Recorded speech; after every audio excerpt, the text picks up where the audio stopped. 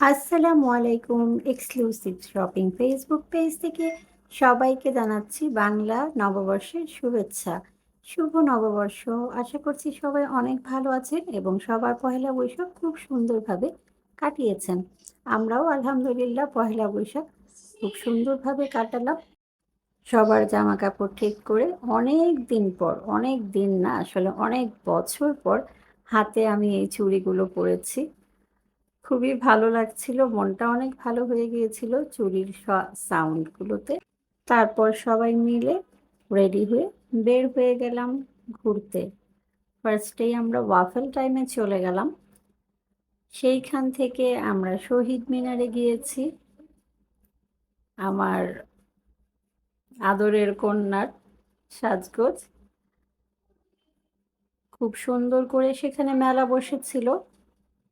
খুবই ভালো লাগলো কারণ পহেলা বৈশাখ রং বেরঙের জিনিস, রং বেরঙের সাজসজ্জা সব কিছু মিলিয়ে খুবই ভালো লেগেছে। এই ওয়াফেলগুলো খেতে যে কী মজা! বাচ্চাদের সাথে সাথে আমরাও খেয়ে নিলাম, কারণ লোভ সামলানো দায়, তাই না? এরপর আমরা চলে গেলাম রবীন্দ্র সরোবরে। সেখানে খুবই সুন্দর করে আয়োজন করা হয়েছিল এবং এক একজনের সাজসজ্জা দেখে খুবই ভালো লেগেছে।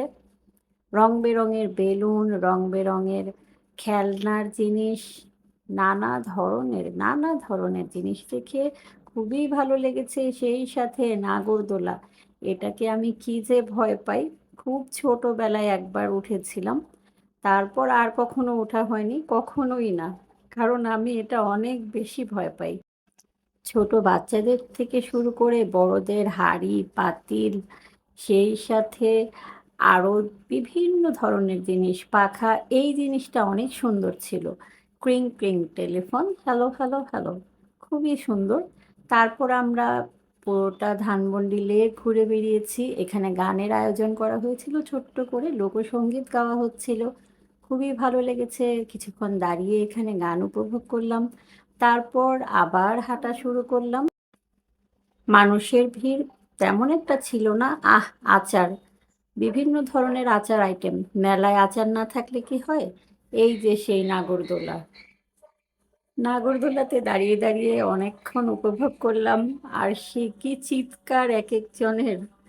ভালোই লাগলো দেখে, তবে ভয় পাই, কারণ অনেক আগে আমি একবার এই নাগরদোলার অ্যাক্সিডেন্ট দেখেছি। একদম চোখের সামনেই নাগরদোলাটা ভেঙে চুরমার হয়ে গিয়েছিল, অনেকেই আহত হয়েছিল।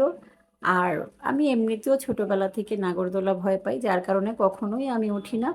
রবীন্দ্র সরোবরে খুব সুন্দর করে ফুড কোর্ট দিয়েছিল, বিভিন্ন ধরনের খাবার আইটেম ছিল সেখানে।